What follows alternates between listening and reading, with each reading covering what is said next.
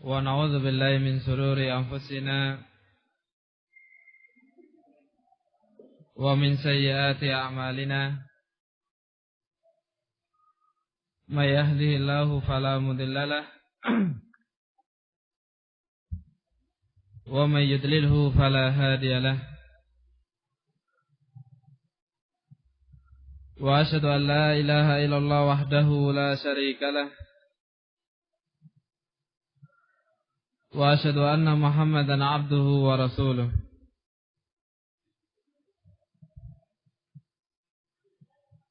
وقال الله تعالى يا أيها الذين آمنوا اتقوا الله حق تقاته ولا تموتن إلا وأنتم مسلمون ثم أما بعد فإن أصدق الحديث كلام الله وخير الهدى هدى محمد صلى الله عليه وعلى آله وسلم وإن شر الأمور محدثاتها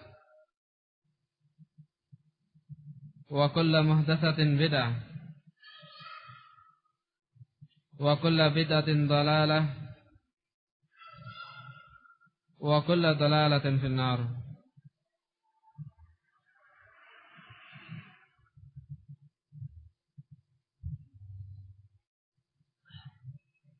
Ikhwati fillah yang dimuliakan oleh Allah Subhanahu wa taala,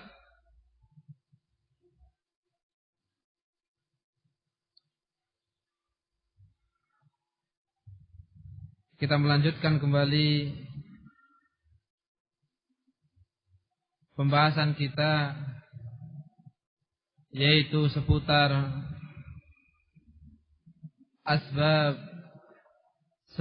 sebab hati seorang manusia menjadi baik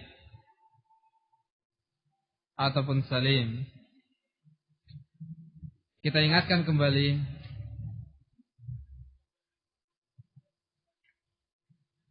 di antara sebab-sebab hal tersebut tercapai, yang pertama adalah dengan zikrullah, berzikir kepada Allah Subhanahu wa taala. Dan afdhalul dzikr, yang paling utama dari zikir adalah tilawatul Quran, membaca Al-Quran. Kemudian yang kedua adalah al-istighfar. Yang ketiga adalah ad-doa, berdoa kepada Allah Subhanahu wa taala. Dan yang ketiga ataupun yang keempat adalah qiyamul lail, menegakkan salat malam. Akhwati fillah yang dimuliakan oleh Allah Subhanahu wa taala, para a'immah ar-rasikhuna fil ilm, ataupun para orang hamba-hamba saleh, mereka menyatakan bahwa qiyamul lail ataupun salat malam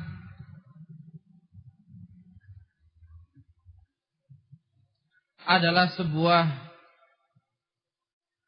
kenikmatan yang paling nikmat dari kenikmatan-kenikmatan yang ada.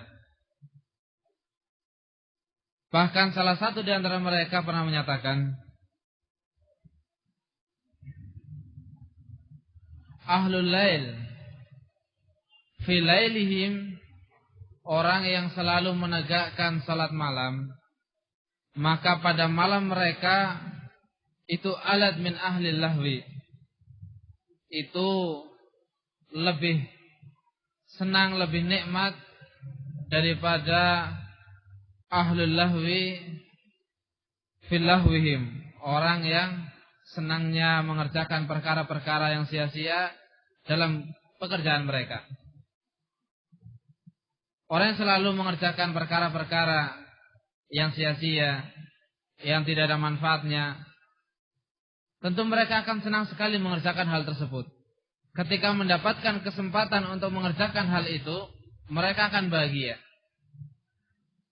Nah, di sini orang yang seperti itu kalah keberadaannya dengan orang yang selalu menegakkan malam ketika mereka berada di malam hari. Orang yang selalu beribadah di malam hari itu sangat bahagia ketika di malam hari. Kebahagiaannya melebihi ketika orang yang senang untuk bermain, dia mendapatkan kesempatan untuk bermain. Ingin bermain ini, ingin bermain itu, kemudian dia mendapatkan kesempatan, tentunya sangat senang. Nah, ini orang yang menegakkan sholat malam, kesenangannya, kebahagiaannya lebih daripada itu. Bahkan disebutkan dalam asar selanjutnya, walau lalail ma ahbabtu al-baqa fid dunya. Kalau bukan karena ada malam, maka sungguh aku tidak senang untuk hidup di dunia. Artinya bahwa orang yang terbiasa untuk menegakkan sholat malam, mereka betul-betul merasa kebahagiaan ketika hidup di dunia adalah ketika mendapati malam tersebut. Mereka gunakan untuk apa? Qiyamul lail. Al-Imam Ibnul Munkadir, beliau menyatakan, ma baqiya min ladzatid dunya illa thalath. Tidak tersisa dari kenikmatan-kenikmatan dunia kecuali 3 saja. Yang pertama qiyamul lail, yaitu salat malam. Yang kedua liqaul akhwan, bertemu dengan saudara, sahabat. Yang ketiga salatul jamaah, menegakkan salat berjamaah ataupun salat berjamaah.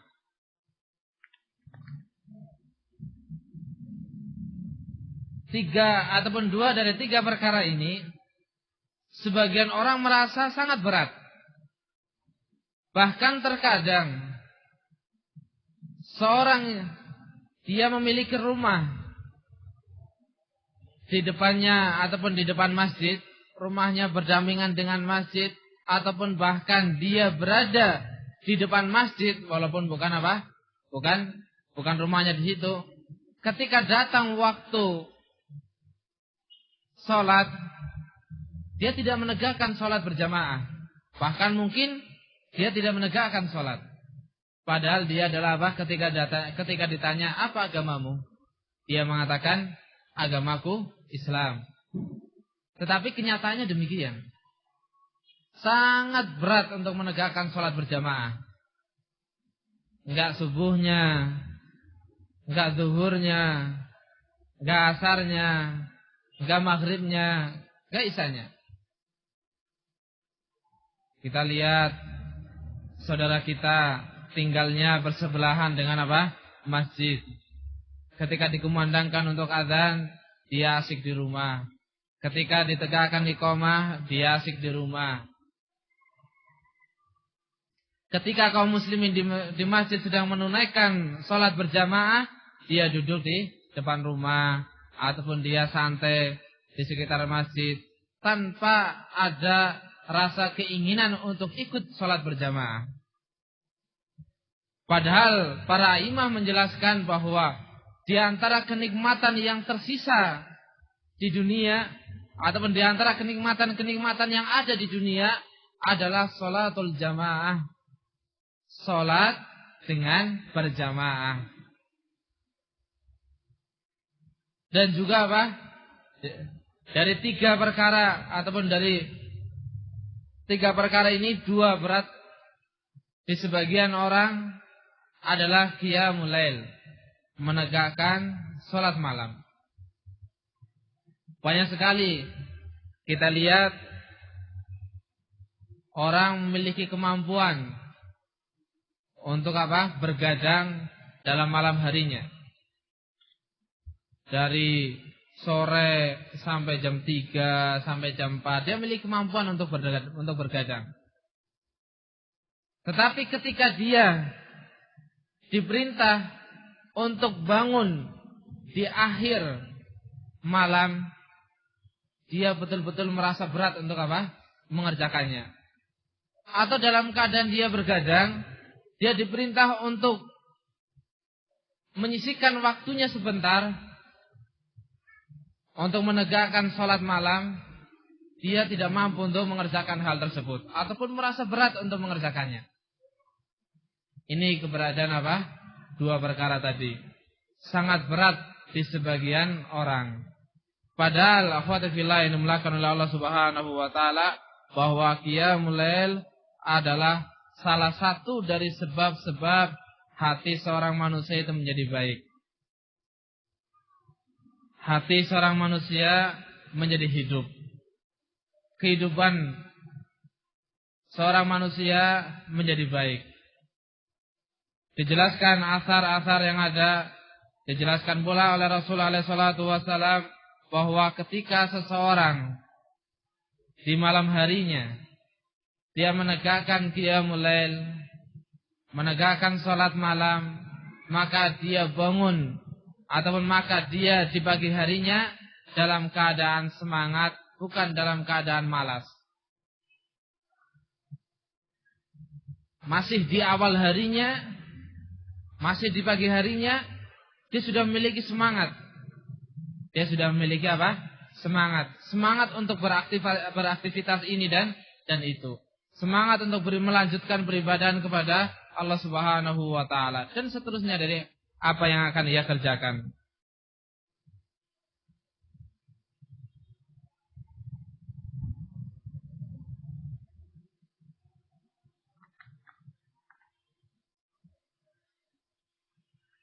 Di antara sebab seseorang berat untuk menegakkan salat malam adalah ketika di siang harinya dia terlalu banyak berbuat dosa. Kata Imam Al-Hasan Al-Basri rahimahullah ta'ala, sesungguhnya ketika seseorang berbuat dosa di siang hari, maka fayuhramu bihi qiyamul lail.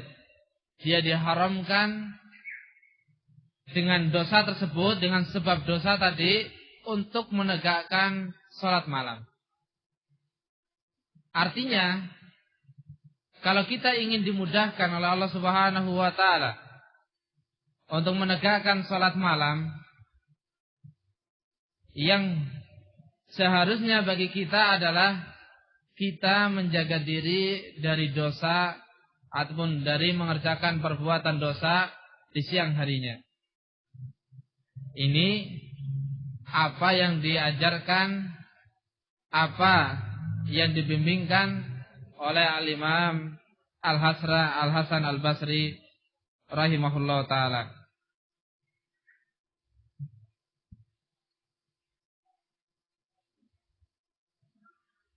Diriwayatkan dari Al-Imam Sufyan Ats-Tsauri rahimahullah ta'ala, beliau mengatakan, hurimtu qiyamul lail 15 ashhur.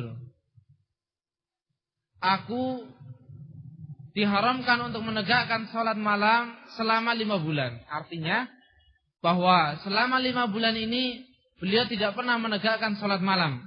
Terlalu berat. Bidzambin asabtuhu, dengan sebuah dosa yang telah aku kerjakan. Ini pernyataannya Al-Imam Sufyan Ats-Tsauri rahimahullah ta'ala, bahwa beliau pernah 5 bulan tidak mengerjakan sholat malam. Kata beliau, ini dikarenakan sebuah dosa yang pernah aku kerjakan. Dikarenakan sebuah dosa yang pernah aku kerjakan. Ini beliau melewati 5 bulan, melewati malam-malamnya selama 5 bulan tidak menegakkan sholat malam, merasa risau hatinya, merasa bimbang. Berbeda halnya dengan keberadaan apa? Kita. Melewati malam-malamnya, bahkan mungkin setahun menegakkan sholat malam hanya di bulan Ramadan saja. Tidak pernah mengerjakan selain di bulan Ramadan. Ini adalah apa? Salah satu sebab bahwa, ataupun salah satu tanda bahwa keberadaan hati kita kuranglah baik. Sayyafati fillah dimulakan oleh Allah Subhanahu wa taala.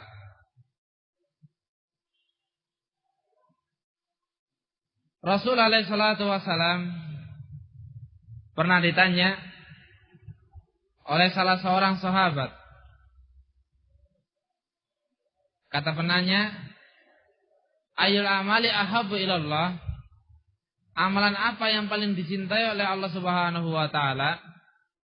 Beliau alaihi salatu wasallam menjawab, "Mada wa masahibuhu wa in qalla," atau kama qala alaihi salatu wasallam. Yaitu amalan yang terus-menerus dikerjakan walaupun itu adalah sedikit.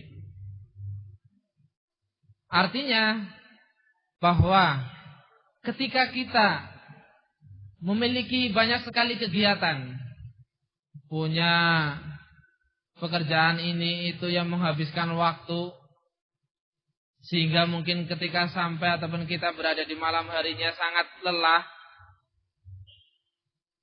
berat sekali untuk bangun di sepertiga malam terakhir, maka jagalah sholat malam, yaitu di awal malam. Yaitu di awal malam. Bisa menjaganya dengan apa? Jumlah yang paling sedikit. Bisa menjaganya apa? Dengan jumlah yang apa yang telah dikerjakan oleh Rasul sallallahu alaihi wa ala alihi wasallam. Mada wa masahibuhu wa in qalla. Apa yang terus-menerus dikerjakan oleh pelakunya walaupun sedikit. Kita mungkin tidak memiliki kemampuan untuk selalu menegakkan apa? Salat di sepertiga malam terakhir. Karena terlalu letih badan kita, terlalu capek badan kita dengan kegiatan-kegiatan yang harus kita kerjakan. Misalnya demikian. Maka jaga salat malam tersebut sebelum engkau tidur. Salat 3 rakaat sebelum apa? Sebelum engkau tidur. Jaga terus seperti itu. Walaupun sedikit, tetapi dawam, tetapi terus menerus. Ini lebih dicintai oleh Allah Subhanahu wa taala daripada engkau menegakkan sebulan sekali salat 11 rakaat di sepertiga malam terakhir, atau 2 bulan sekali, atau mungkin apa? 3 bulan sekali. Yang jelas waktu yang tidak pasti. Waktu yang tidak pasti. Lebih utama engkau menjaga amalan tersebut terus-menerus engkau kerjakan, walaupun bilangannya, walaupun jumlahnya itu sangat sedikit. Ayyul a'mali ahabbu ilallah, amalan apa yang paling dicintai oleh Allah Subhanahu wa taala? Qal, kata beliau alaihi salatu wasalam, yaitu mada wa masahibuhu wa in qalla, atau kama qala alaihi salatu wasalam, yaitu amalan yang terus-menerus dikerjakan walaupun itu adalah apa? Sedikit. Mampunya hanya mengerjakan 3 rakaat sebelum tidur, maka apa? Kerjakan. Continue, terus-menerus seperti itu. Ini sangat dicintai oleh Allah Subhanahu wa taala. Baik. Dalam sebuah hadis yang dikeluarkan oleh Al-Imam Bukhari dan Muslim, beliau menyatakan tentang seseorang yang tidur 1 malam suntuk. Yaitu dari pertama dia tidur, bangunnya di waktu pagi. Ima melewati subuh ataupun apa? Sampai adzan subuh. Kata beliau alaihi salatu wasalam, dzakar rajul, orang itu adalah bala syaitanu fi udunai, adalah orang yang syaitan telah kencing di kedua telinganya. Artinya bahwa keberadaan kita kalau seandainya tidak bisa untuk bangun menunaikan sholat malam, maka sebagaimana apa yang disabdakan oleh Rasulullah sallallahu alaihi wa ala alihi wasallam, kita adalah termasuk orang-orang yang dikencingi oleh syaitan. Waliyadzubillah.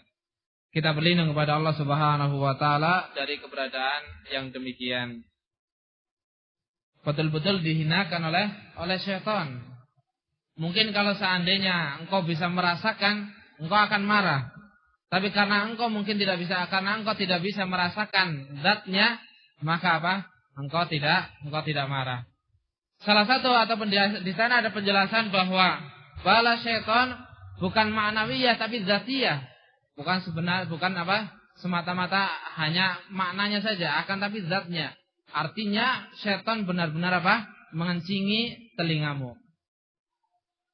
Cuman kita apa? Ketika dikencing oleh syaitan tidak merasakan ataupun tidak bisa merasakan hal tersebut. Ta'afati fillah inamlakan oleh Allah Subhanahu wa taala. Ada sebuah asar, yaitu seseorang rajulun qala li ahadi sholihin. Seorang berkata kepada salah satu dari orang saleh. Kata orang ini, la astati'u qiyamal lail fasif li dawaan. Aku tidak bisa untuk menegakkan salat malam. Maka sebutkan kepada aku apa obatnya. Faqal la tu'suhu bin nahar. Oh, la ta'sihi bin nahar wa huwa yuqimuka baina yadayhi bilail. Engkau jangan maksiati Allah Subhanahu wa taala di waktu siang. Maka engkau akan dibangunkan di malamnya, ataupun engkau akan dibangunkan oleh Allah Subhanahu wa taala di malam harinya. Artinya bahwa para ulama benar-benar menjelaskan keberadaan ataupun tata cara ataupun sebab kapan seorang bisa menegakkan salat malam. Ketika kita ingin diringankan untuk menegakkan salat malam, maka janganlah bermaksiat kepada Allah Subhanahu wa taala di siang harinya. Dan Allah Subhanahu wa taala Maha mengetahui dengan apa yang engkau kerjakan. Engkau kerjakan di sepertiga malam terakhir, atau di pertengahan malam, atau di 2/3 malamnya. Sebagaimana firman Allah Subhanahu wa taala dalam surat Al-Muzammil, inna rabbaka ya'lamu annaka taqumu adna min thulutsil lail, dan seterusnya. Bahwa Allah Subhanahu wa taala Maha mengetahui. Jadi jangan sekali-kali merasa bahwa ketika kita bangun di malam hari kemudian Allah Subhanahu wa taala tidak mengetahui apa yang kita kerjakan. Kalla, sama sekali tidak. Allah Subhanahu wa taala mengetahui apa yang kau kerjakan. Bahkan dalam hadis-hadis yang lain Allah Subhanahu wa taala turun di sepertiga malam terakhir untuk ataupun memberi ijabah kepada hamba-hambanya yang berdoa. Termasuk waktu-waktu mustajabatud doa, termasuk waktu-waktu doa itu mustajabah, yaitu di sepertiga malam terakhir. Sebagaimana yang telah kita sebutkan pada pertemuan yang lalu berkaitan dengan adab doa, yaitu adab-adab ataupun tata cara seorang berdoa kepada Allah Subhanahu wa taala. Di antaranya adalah memilih waktu yang pas, memilih waktu yang baik. Di antara waktu yang baik adalah waktu sahur, yaitu waktu sebelum salat subuh ataupun di sepertiga malam terakhir. Ini adalah waktu yang sangat mustajabah waktu yang ketika seorang hamba memohon kepada Allah Subhanahu wa taala, pasti doanya akan dikabulkan. Tentunya dengan apa? Ketentuan-ketentuan yang pernah kita sebutkan. Syarat-syarat yang pernah kita sebutkan. Dan juga bahwa Allah Subhanahu wa taala ketika mengabulkan doa ada 3 macam bentuk pengabulan doanya. Pemberian doa, artinya ketika Allah Subhanahu wa taala mengabulkan doa kita, maka dengan salah satu dari tiga bentuk. Ima kita diberi apa yang kita minta, atau hal tersebut apa yang kita minta Allah simpankan di hari akhirat, kita akan diberi di hari akhirat ataupun di hari akhir. Atau yang ketiga, yaitu dijauhkan dari kejelekan yang serupa dari apa yang kita minta. Baik, ini permasalahan yang keempat yang berkaitan ataupun di antara penyebab-penyebab hati seorang manusia menjadi haya, menjadi baik, menjadi hidup, menjadi suci, dan seterusnya. Dan itu adalah perkara yang sangat penting, harta yang paling berharga yang kita miliki di yaumil akhir. Sebagaimana firman Allah Subhanahu wa taala, "Yauma la yanfa'u malun wala banun illa man atallaha biqalbin salim." Hari akhirat, hari akhir adalah hari yang sudah tidak bermanfaat lagi al-mal, harta, dan begitu pula anak keturunan. Yang bermanfaat ketika itu adalah qalbun salim, hati yang salim, hati yang hidup. Oleh karena itu, karena kita semua memiliki hati, kita harus perbaiki, kita harus jaga, kita harus jadikan hati kita menjadi hati yang salim, sehingga menjadi harta yang paling bermanfaat di yaumul akhir ataupun di hari esok. Kemudian selanjutnya, dari penyebab hati itu menjadi salim adalah as-salah ala Nabi sallallahu alaihi wa ala alihi wasallam. Bersalawat kepada Nabi Muhammad alaihi salatu wassalam. Tayyafati fillah yang dimulakan oleh Allah Subhanahu wa taala. Salawat kepada Nabi adalah salah satu amalan yang sangat dianjurkan oleh beliau alaihi salatu wassalam. Bahkan dinyatakan bahwa orang yang bakhil adalah orang yang tidak mau salawat kepada beliau ketika disebutkan beliau di sisinya.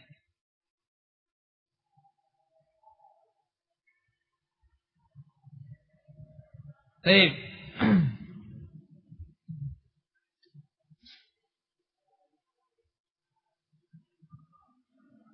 Dan bahkan Rasulullah SAW menyatakan dalam hadis yang dikeluarkan oleh Al-Imam Tirmidzi dari sahabat Ibnu Mas'ud radhiyallahu taala anhu, orang yang paling utama, orang yang paling aula di yaumul qiyamah adalah orang yang paling banyak bersalawat kepada Rasulullah sallallahu alaihi wa ala alihi wasallam. Kata beliau, "Inna aulan nas bi yaumil qiyamah atharuhum alaya salatan." Sungguhnya orang yang paling aula terhadapku di hari kiamat adalah orang yang paling banyak kepadaku bersalawat. Ini dinyatakan oleh beliau alaihi salatu wassalam dalam sebuah hadis yang dikeluarkan oleh Al-Imam Tirmidzi dari sahabat Ibnu Mas'ud radhiyallahu taala anhu, menunjukkan bahwa salawat adalah termasuk dari amalan yang paling afdal, amalan yang paling utama di antara amalan-amalan yang ada. Di antara amalan-amalan yang ada. Bahkan sebagaimana telah kita sebutkan, seseorang itu dinyatakan sebagai orang yang bakhil kalau disebut nama Rasul alaihi salatu wasallam di depannya, disebut alaihi salatu wasallam di sisinya, akan tetapi dia tidak mau ataupun dia tidak bersolawat kepada beliau alaihi salatu wasallam.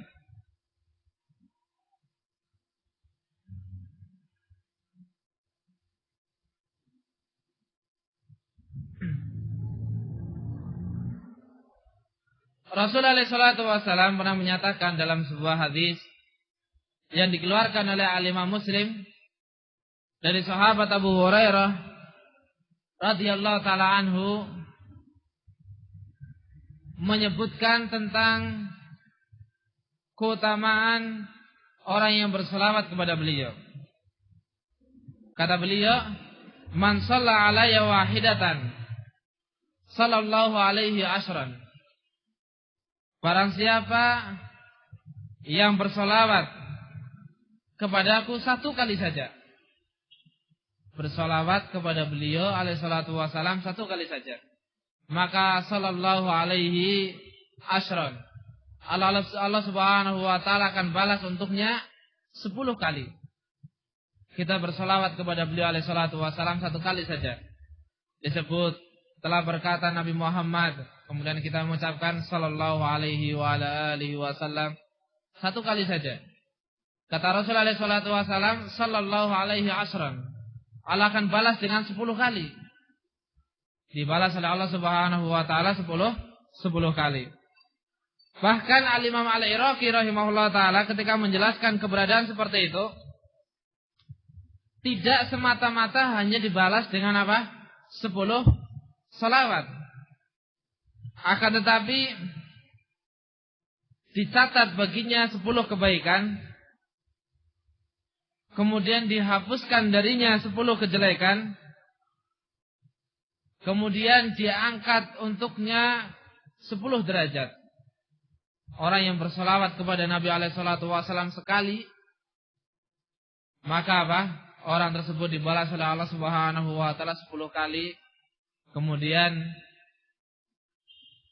diberi 10 kebaikan, kemudian dihapuskan darinya 10 kejelekan, kemudian diangkat derajatnya 10 derajat. 10 derajat diangkat untuknya. Kata beliau Al-Imam Al-Iraqi rahimahullah taala, hadza kama warada fil ahadits. Ini seperti apa yang datang dari hadis-hadis yang ada, yaitu yang menyebutkan tentang keutamaan-keutamaan amalan soleh, keutamaan kebaikan. Dan salawat adalah salah satu dari apa? Ibadah. Sehingga ketika kita mengerjakan hal tersebut harus dengan bimbingan beliau alaihi salatu wasalam, harus sesuai dengan apa yang telah diajarkan oleh alaihi salatu wasalam. Tidak seenaknya sendiri. Ada aturannya. Ada aturannya. Dan juga yang namanya ibadah harus dibangun di atas apa? Niatan. Harus dibangun di atas niatan. Niatan lillah, untuk Allah Subhanahu wa taala. Kemudian prakteknya sesuai dengan apa yang telah dicontohkan oleh Rasulullah sallallahu alaihi wa ala alihi wasallam.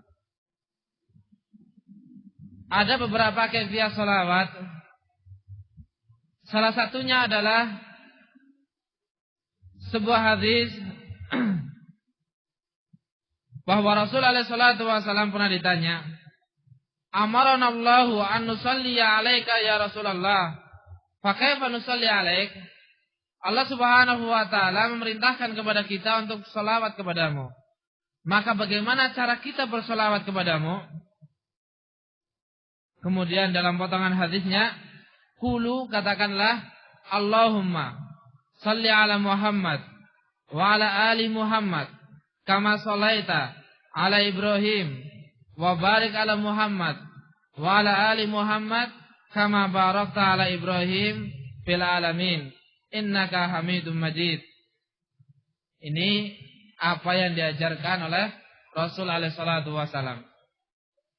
Beliau ditanya, Allah Subhanahu wa taala merintahkan kepada kita untuk sholawat kepadamu. Maka bagaimana cara kita bersholawat kepadamu? Diajarkan oleh Rasulullah SAW sholawatnya.